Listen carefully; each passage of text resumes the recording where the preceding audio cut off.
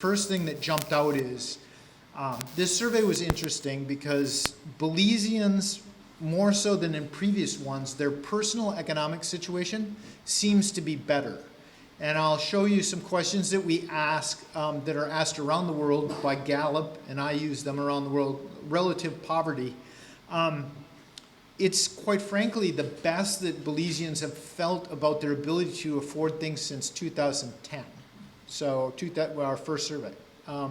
So that's interesting, but there's this discrepancy that's going on between how voters are perceiving their relative situation versus things like the cost of living, which are impacting them. So they don't necessarily, they feel like they're doing better, but they don't have confidence in the economy as a whole, and we're going to talk a lot about the cost of living and what a challenge that currently is for Belizeans. Second thing is, it's really clear, and I don't know how much of this is a result of the pandemic and tourism kind of stopping, but there is an understanding of the significant role that tourism plays in Belize, and how important it is for the nation's economy and individual prosperity.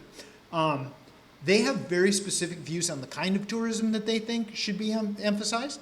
They have very specific views on sort of the points of emphasis, although there tends to be more diversion on this, whether it should be ecological tourism or medical tourism or beach tourism.